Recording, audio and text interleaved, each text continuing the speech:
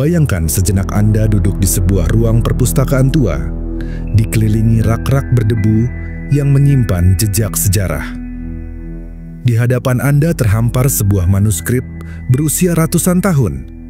Halamannya penuh simbol aneh, gambaran sosok setan dan prajurit, bahkan lambang keagamaan yang tampak bertolak belakang.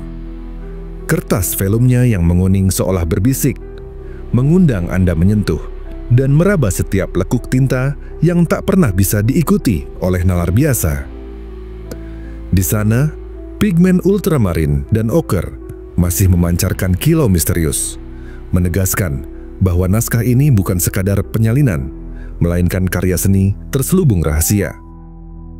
Tiap ilustrasi memancing pertanyaan baru. Apakah ini catatan peperangan surgawi atau ritual terlarang yang dilupakan zaman? Dan kini, saya tantang Anda. Beranikah Anda membuka tiap halaman, menelusuri bisikan iblis yang sengaja diselipkan, dan menemui kebenaran yang mungkin terlalu menakutkan untuk diungkap? Sejarah penemuan dan jejak awal Rohonj Codex terus bergulir dalam keheningan selama hampir 1 abad setelah kemunculannya dalam katalog perpustakaan Rohonj pada 1743. Di balik deretan rak kayu jati berukir halus, hasil karya pengrajin Transdanubia, kodeks itu terselip di antara naskah-naskah doa dan traktat gereja, tanpa satupun penjaga buku yang merasa terpanggil untuk menelitinya. Kala itu, perhatian bangsawan Hungaria lebih tertuju pada kitab-kitab liturgi Latin kuno dan naskah-naskah Alkitab terjemahan, sehingga simbol-simbol tak beraturan di velum kuning itu dianggap sekadar variasi hiasan kosong. Menjelang awal abad ke-19, Bastiani, nama yang tak asing di kalangan kolektor erudisi, mulai mengumpulkan naskah langka demi menunjang gagasan kebangkitan budaya Hungaria. Pada tahun 1838, ketika Count Gustav Bastiani memutuskan mendonasikan lebih dari 30.000 jilid karyanya ke Akademi Ilmu Pengetahuan Hungaria di Budapest, Rohonj Codex turut terseret dalam gelombang besar transfer pengetahuan ini. Dalam peti kayu tua yang rapuh, kodeks menempati posisi tersendiri, tak cukup prestisius untuk dijadikan pameran, namun terlalu membingungkan untuk langsung diarsipkan sebagai naskah doa biasa. Ketika peti pembawa kodeks dibuka di aula besar akademi, pandangan pertama para pustakawan langsung tertuju pada keanehan palet warna. Biru ultramarin yang lebih sering dipakai keraton Italia, merah oker yang langka di dokumen liturgi setempat, serta hijau malakit yang biasanya ditemukan pada manuskrip alkimia. Beberapa arsiparis awalnya mencatatnya sebagai naskah liturgi eksotis, sebuah label yang segera dicoret. Begitu mereka menyadari rangkaian simbolnya tidak mirip bahasa manapun yang mereka kenal. Dalam dekade berikutnya, permulaan upaya studi muncul dari kisah surat-menyurat antara Victor Schmidt, pustakawan muda di Budapest, dengan koleganya di Universitas Göttingen. Schmidt mengirimkan potongan halaman kodeks sebagai contoh aksara tak dikenal, berharap mendapatkan pencerahan dari para orientalis Jerman. Balasan yang datang hanya berupa keraguan. Bila ini bukan tipuan tangan seniman lokal, maka ia melompati batas-batas sejarah bahasa yang kita pahami. Desakan untuk mempelajari terus menggema, namun analisis berhenti pada level perbandingan visual.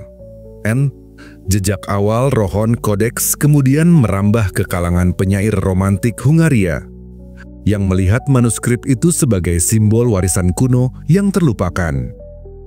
Mereka mencetak ulang beberapa ilustrasi dalam majalah sastra, menambahkan sentuhan dramatis pada sosok prajurit dan iblis yang saling berhadap-hadapan. Namun, hingga pertengahan abad ke-19, kodeks tetap terperangkap di ambang perhatian serius.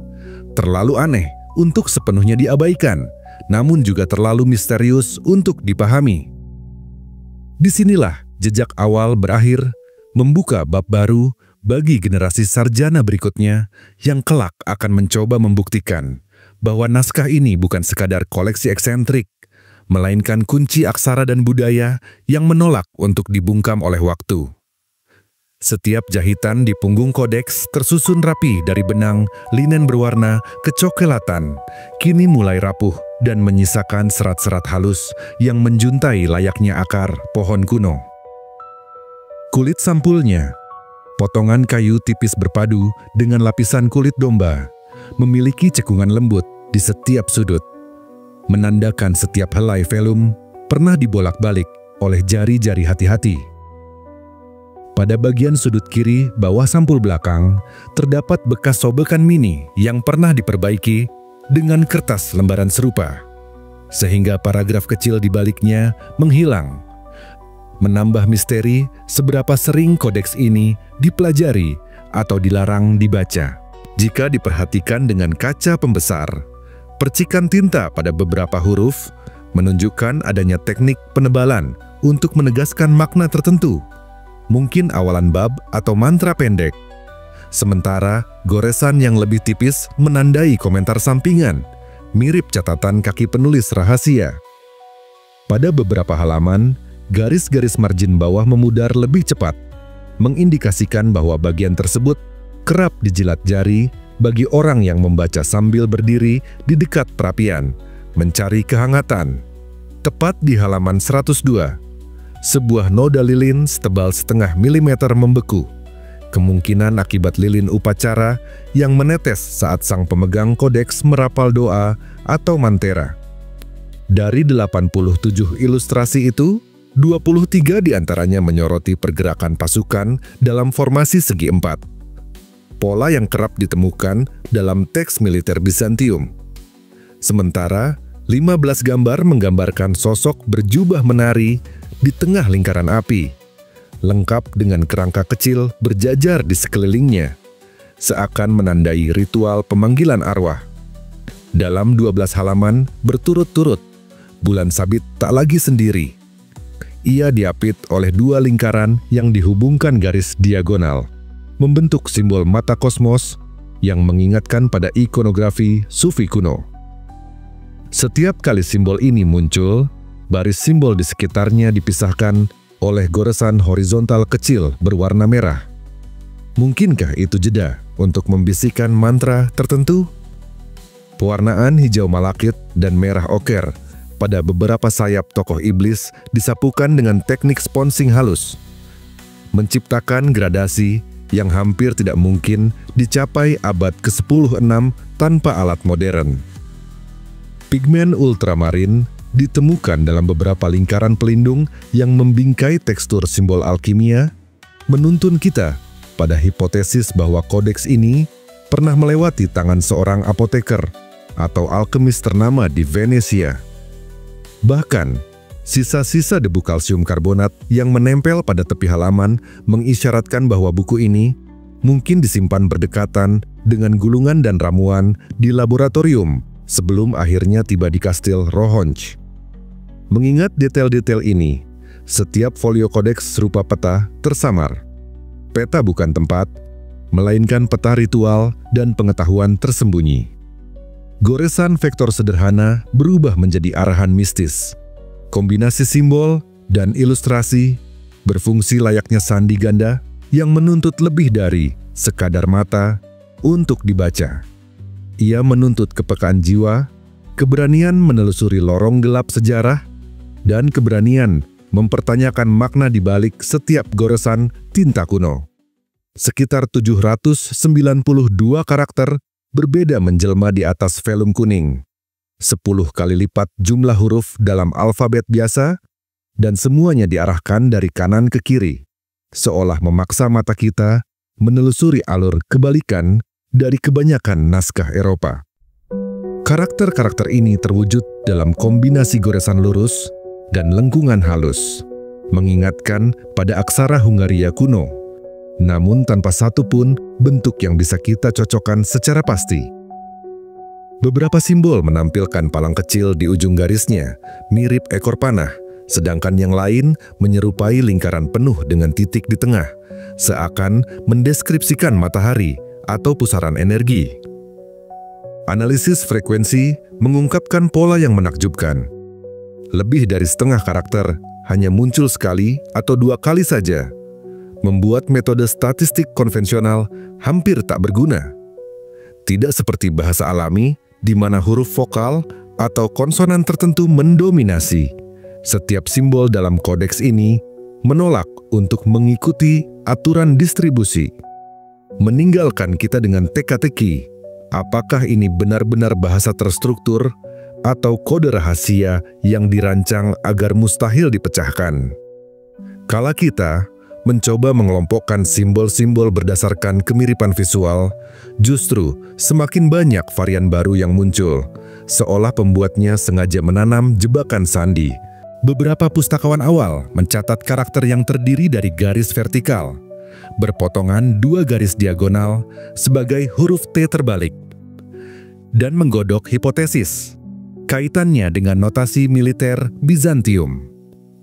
Lainnya tertarik pada karakter melingkar beruntai 3, menuduh adanya unsur ritual sufi atau ajaran mistik timur. Namun tidak ada konsensus. Satu kelompok menyebut kodeks sebagai varietas sandi rahasia, kelompok lain menolak dan menganggapnya tipuan grafis yang dirancang untuk mengecoh para sarjana. Upaya modern pun tak kalah dramatis. Perangkat lunak kriptografi memproses ribuan kombinasi, mencari kemunculan bigram atau trigram yang lazim dalam bahasa manusia. Tapi, setiap pola sekilas muncul, selalu diikuti kemunculan karakter ekstrem yang menghancurkan model prediksi. Satu teori menyatakan, kodeks ini lebih mirip teka-teki artistik, layaknya lukisan abstrak yang syarat makna personal pembuatnya, bukan bahasa yang bisa dicerna. Jika ini benar, maka 792 simbol tadi bukan huruf, melainkan potongan fragmen pemikiran simbolik yang hanya masuk akal bagi penulisnya, meninggalkan kita selamanya tersihir, namun tak pernah sampai memahami kata-katanya. Berbagai hasil penanggalan radiokarbon pada fragmen velum menunjukkan rentang kalibrasi antara 1400 120 sampai 1500 160 M. Meski margin kesalahan hingga plus minus 50 tahun membuka peluang interpretasi ganda, bisa meneguhkan hipotesis Lang bahwa kodeks nyata berasal dari pertengahan abad ke-16, atau sebaliknya mendukung teori salinan ulang teks lebih tua yang baru dijilid pada periode ini. Namun, analisis terpisah terhadap komposisi tinta hitam menyingkap kandungan jelaga batubara dari tambang Transilvania abad ke-15. Sementara, oksida besi merah pada beberapa bagian mengandung jejak unsur mangan yang lazim diproduksi pabrik pigmen Prancis pasca 1650. Menambah keruh lautan teori tentang lapisan waktu manuskrip ini. Studi spektral pada pigmen hijau malakit memperlihatkan kandungan kristal krisokola khas perut bumi pegunungan Buk, menandakan kemungkinan keterlibatan pedagang madu-madu mineral lokal dalam penyediaan bahan, sebuah petunjuk kecil bahwa setidaknya sebagian velum pernah bersinggungan dengan jalur dagang Hungaria-Venetia. Sisa partikel kalsium karbonat yang menempel di margin halaman bahkan identik dengan jenis kapur yang sering dipakai untuk menambal mural gereja-gereja Bizantium. Seakan kodeks ini pernah dipindahkan dari laboratorium ke tempat suci. Atau justru sebaliknya, diambil dari reruntuhan altar kuno untuk keperluan ritual rahasia. Dalam bayang-bayang nasionalisme abad ke-19, sejumlah sejarawan meragukan keaslian total kodeks, menuding Bastiani atau penerusnya sengaja memasukkan lembar baru yang berisi simbol-simbol paling eksotis untuk memupuk semangat kebangkitan. Hungaria pasca revolusi 1848. Jejak tangan forger pun diendus dari goresan. Susunan simbol yang secara tipografi lebih rapi dibanding halaman-halaman lain, mirip gaya kaligrafi akademik yang tengah digemari elit Budapest di era itu. Sehingga hipotesis hoax abad ke-18 sulit dibantah begitu saja. Alternatif lain mengemuka dalam tulis-menulis akademik. Kodeks ini mungkin salinan paripurna dari teks multireligi yang lebih kuno, dicipta oleh komunitas Paulisian atau Bogomil di Balkan pada abad ke-13, lalu dibawa ke Venesia sebagai kompendium rahasia. Kombinasi lambang salib, bulan sabit, dan wujud makhluk gaib sejalan dengan praktik sinkretisme mereka, menyusupkan ajaran dualistik dalam penyamaran naskah doa Katolik. Upaya terkini memanfaatkan machine learning untuk mengelompokkan 792 karakter berdasarkan jarak Levenshtein dan kemiripan kurva Ingdrop memproduksi klaster yang tak konsisten. Satu set simbol tampak terikat struktur bahasa alami, sedangkan kelompok lain menolak pola apapun, terkesan lepas tanpa tata urut, membuat banyak peneliti berpendapat bahwa kodeks ini lebih pantas disebut simposium grafis ketimbang dokumen linguistik sejati, menegaskan kembali betapa manuskrip ini menolak dirangkum dalam satu teori tunggal tanpa membongkar setiap lapis misterinya lebih jauh lagi. Upaya awal untuk menyingkap misteri Rohonce Codex dimulai dengan penuh semangat akademik namun berujung sunyi. Pada tahun 1844, Ferenc Jernej, seorang orientalis Hungaria, menjadi tokoh pertama yang mencoba mengkatalogkan isi kodeks secara sistematis. Ia menyusun indeks kasar simbol demi simbol, mencatat frekuensi kemunculan, dan membuat paralel visual dengan aksara kuno dari Asia Tengah dan Persia. Jernej yakin kodeks menyimpan doa atau puisi spiritual, mungkin berakar dari gereja-gereja timur yang terisolasi. Namun keterbatasan teknik filologis pada zamannya menjadikan banyak kesimpulannya bersifat spekulatif, tanpa pijakan linguistik yang kokoh. Beberapa dekade kemudian, Imre Nemati melanjutkan pekerjaan Jernej dengan lebih matematis. Pada tahun 1892, ia mengembangkan tabel distribusi simbol dan membuat hipotesis bahwa sistem tulisan kodeks berbasis silabik, bukan alfabetik. Nemati bahkan berani mengusulkan bahwa bahasa dasar kodeks adalah bentuk arkais dari bahasa Magyar, atau mungkin turunan dari kelompok bahasa Turkik. Ia menyusun 24 halaman transkripsi parsial dan mencoba mencocokkannya dengan struktur doa Katolik kuno. Namun teori-teori ini mulai runtuh ketika para akademisi mulai menuduh karya mereka sebagai produk nasionalisme berlebihan, menuding bahwa pencarian makna di dalam Rohonce Codex lebih didorong oleh romantisme kebangsaan ketimbang data ilmiah yang objektif. Kecurigaan tersebut memunculkan era kelam dalam studi kodeks. Sepanjang abad ke-20, terutama pasca Perang Dunia Kedua, minat akademik terhadap naskah ini merosot drastis. Banyak institusi menganggapnya sekadar tipu daya sejarah, hasil rekayasa bangsawan yang ingin membuat manuskrip eksotis untuk memuliakan warisan budaya tertentu. Tak ada universitas besar yang mau mendanai studi lebih lanjut, dan bahkan Katalog Perpustakaan Nasional Hongaria menempatkan Rohon Codex di bawah klasifikasi aneka simbol tak teridentifikasi, sebuah label yang nyaris menyamakan nilainya dengan barang antik hiasan. Namun, ketakacuhan ini tidak berlangsung selamanya.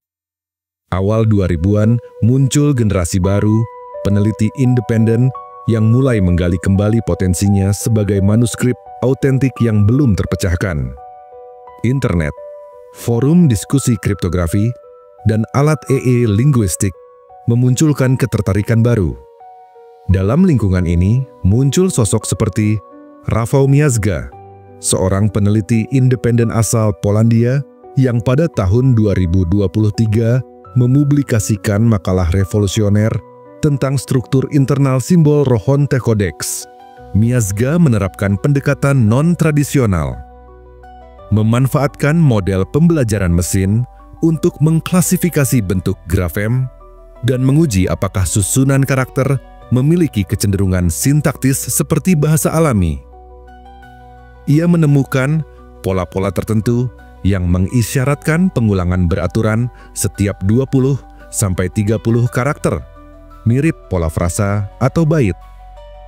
Lebih mengejutkan, Miazga juga mengidentifikasi adanya modul pengikat, karakter khusus yang hanya muncul di awal atau akhir deretan simbol, seolah menjadi tanda baca tak dikenal. Temuan ini memperkuat dugaan bahwa kodeks bukan sekadar lukisan simbol, melainkan sistem penulisan yang kompleks namun belum diketahui logikanya.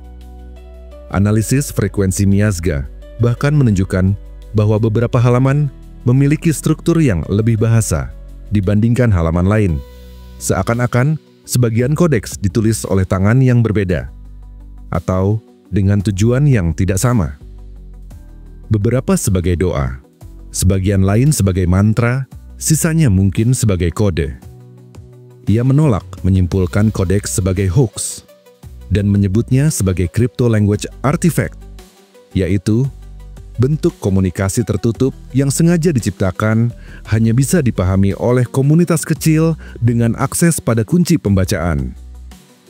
Dengan pendekatan lintas disiplin yang memadukan sejarah, linguistik, dan teknologi modern, Rohon Codex kembali bangkit dari tidur panjangnya.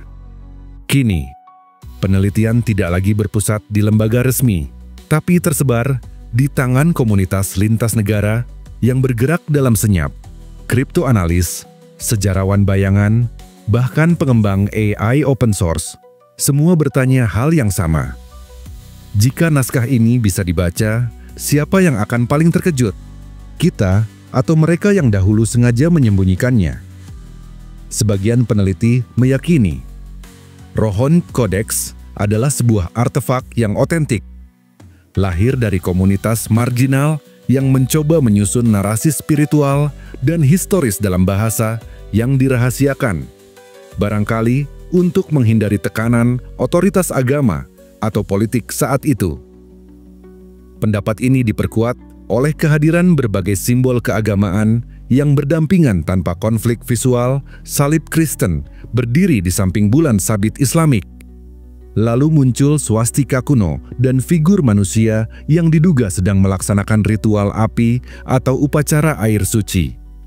Kehadiran elemen-elemen ini menimbulkan dugaan bahwa kodeks mencerminkan bentuk sinkretisme religius, hasil dari percampuran kepercayaan yang barangkali muncul di wilayah perbatasan budaya seperti Transilvania, tempat Kristen Barat, Ortodoks Timur, Islam Utsmani, dan ajaran Gnostik pernah bersentuhan. Namun, sudut pandang lain melihat hal ini sebagai tanda palsu yang terlalu dibuat-buat. Bagi kelompok skeptis, keberadaan simbol-simbol yang terlalu beragam justru mencurigakan. Mereka menilai bahwa penulis kodeks kemungkinan adalah pemalsu dari era pencerahan yang ingin menciptakan kesan misteri dan keragaman spiritual agar naskah ini tampak kuno dan eksotis. Bagi mereka, ilustrasi prajurit, upacara pemujaan, dan simbol religius bukanlah cerminan realitas budaya, melainkan karikatur spiritualitas yang dikumpulkan secara acak untuk mengelabui pembaca modern. Mereka menyebutnya orientalisme terbalik, yaitu bagaimana seorang pemalsu dari barat mencoba menampilkan timur dan tradisi religius lain sebagai penuh teka-teki dan mistis tanpa memahami makna aslinya. Salah satu argumen paling panas datang dari kritik terhadap pendekatan statistik dan linguistik dalam memecahkan simbol-simbol kodeks. Berbagai algoritma, mulai dari analisis frekuensi hingga pemodelan Markov, telah digunakan untuk mencoba mendekripsi isi kodeks. Namun hasilnya nihil atau terlalu kabur untuk ditindaklanjuti. Dalam makalah yang dirilis oleh komunitas kriptografi Hungaria pada 2016, disebutkan bahwa dari total 792 simbol unik, lebih dari separuh hanya muncul sekali atau dua kali, terlalu jarang untuk membentuk sistem fonetik atau silabik yang stabil. Hal ini mendorong sebagian kriptolog menyimpulkan bahwa simbol-simbol tersebut mungkin tidak merepresentasikan bunyi atau kata, melainkan gambar ideografi yang tidak terstruktur secara linguistik. Di sisi lain, pendekatan semiotik mulai berkembang untuk membaca simbol-simbol tersebut sebagai ikon pemaknaan internal, yakni bukan untuk dibaca seperti teks biasa, melainkan ditafsir sebagai sistem internal tertutup yang hanya dimengerti oleh komunitas penggunanya. Pendukung teori ini membandingkan kodeks dengan naskah Voynich atau tulisan linear A dari kereta, yang hingga kini juga belum terpecahkan, namun diduga memiliki struktur internal yang bukan sembarangan. Dari perspektif ini, Rohonch Codex dianggap tidak palsu, tetapi ditulis dengan kode budaya yang tidak bisa diterjemahkan dengan alat-alat modern, karena konteksnya telah hilang dari sejarah. Debat pun menghangat seputar niat penciptaannya. Jika kodeks memang palsu, mengapa penulisnya repot-repot membuat hampir 450 halaman penuh dengan simbol dan ilustrasi tanpa ada upaya menyelipkan panduan tersembunyi atau petunjuk pembacaan? Mengapa susunannya begitu konsisten dari awal hingga akhir, padahal pada zamannya hampir tidak ada insentif finansial atau politik yang kuat untuk menciptakan hoaks sebesar itu?